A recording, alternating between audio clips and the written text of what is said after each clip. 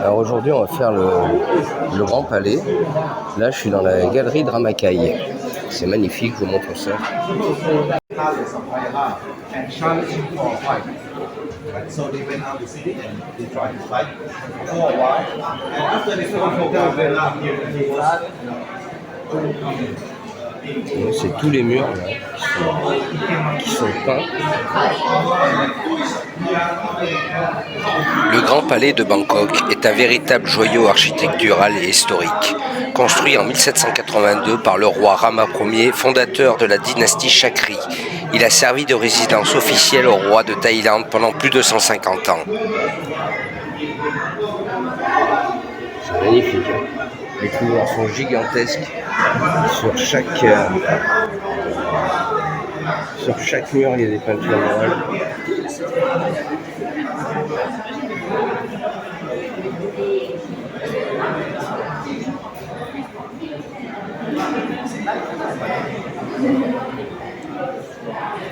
Alors pour venir ici, on est passé dans un sous-sol hallucinant. Pour traverser la route, en fait, il y avait une grande avenue, un peu comme les Champs-Élysées. Et en fait, il y a un escalator, tu descends, il y a une très grande enceinte avec des photos de la ville avant que ça change. De l'ancien Bangkok, c'est hallucinant.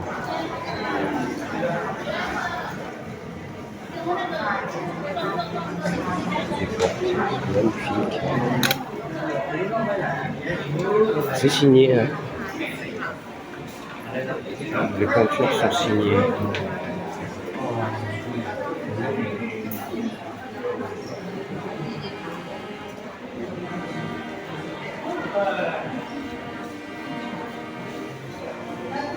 Voilà, si on regarde, ça va. C'est des couloirs entiers, hein, qui sont peints. Le plafond est magnifique aussi, hein. Tout le long il est pareil.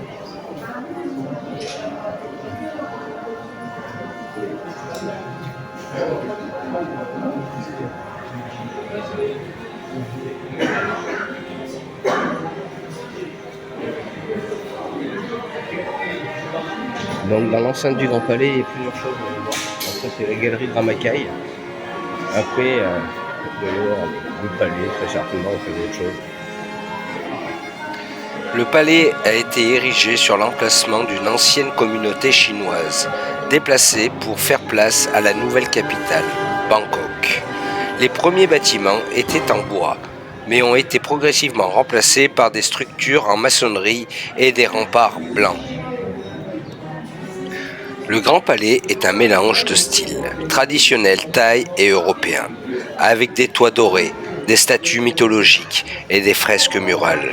Le Wat Phra Ko, situé à l'intérieur du palais, abrite le céleste Bouddha d'émeraude, une statue sacrée du Bouddha en jade.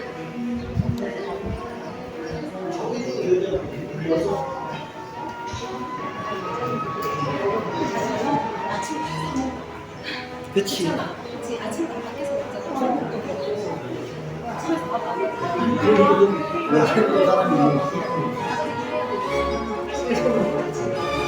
C'est magnifique le travail qui a été fourni. Il y a beaucoup de choses avec ça. Tout est comme ça, tout est très ressemblé.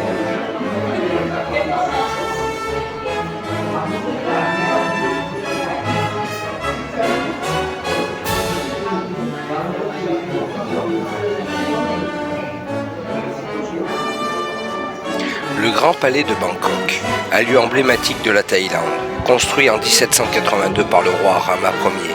Il a été inauguré officiellement en 1785.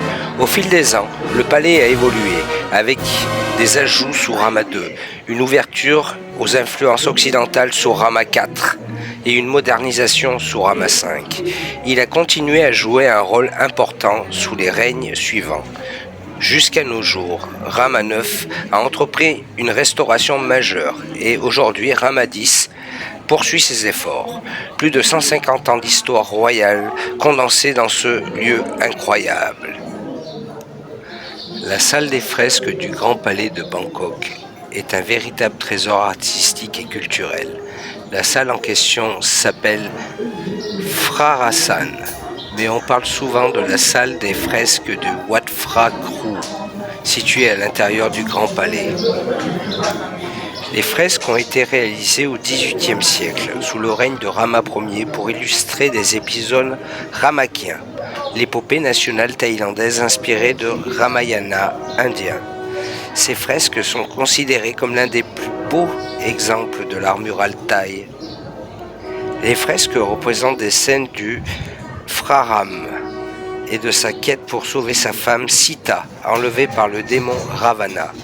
Les scènes dépeignent des batailles, des amours, des trahisons et des leçons morales, mettant en avant les valeurs de la culture thaïlandaise, comme la loyauté, la justice et la vertu.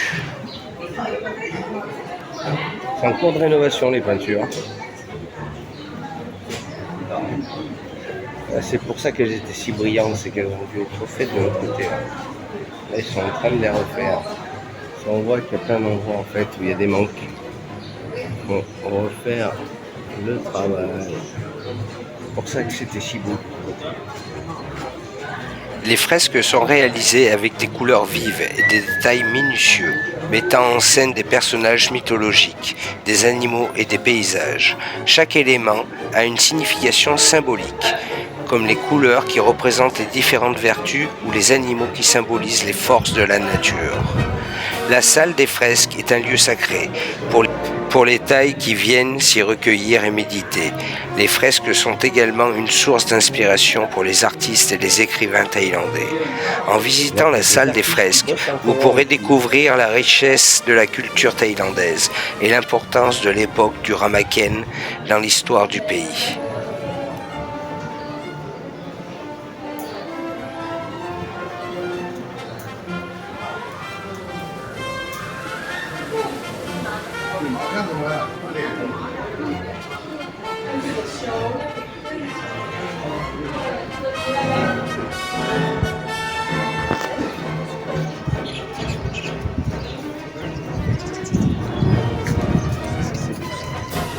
Mais c'est ma belle-mère.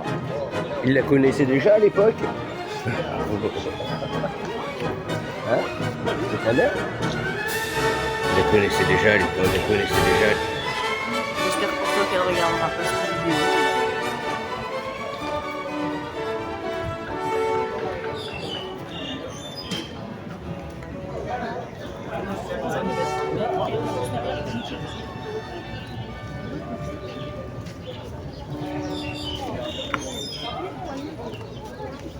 Elle est là.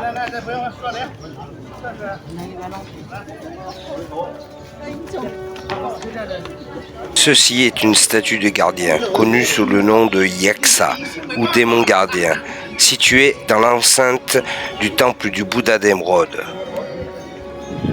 On voit actuellement le Phra Siratana Chedi, un stupa doré situé dans l'enceinte du Wat Phra Kraw. Il se trouve sur la terrasse supérieure du complexe du Grand Palais, à côté d'autres bâtiments importants.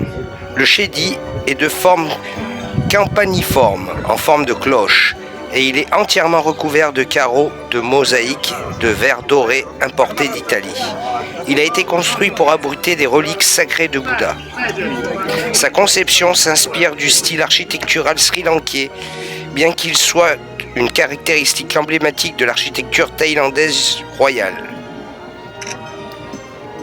Le bâtiment que nous voyons actuellement est le Wat Phra Kraw, également connu sous le nom du temple du Bouddha d'Émeraude.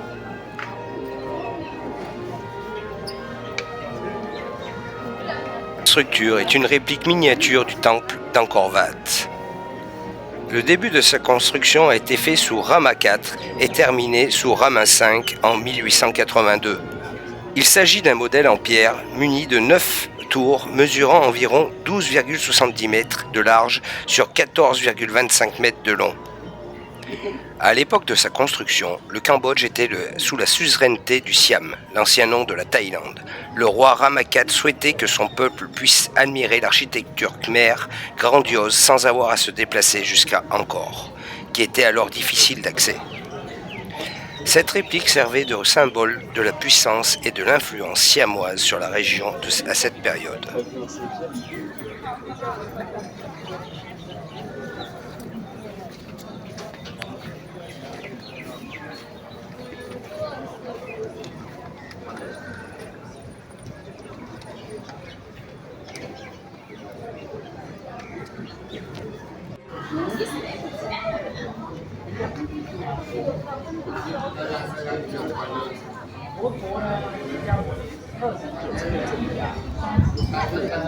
没有皮菩提树还真不行，我还就不用打这个岛。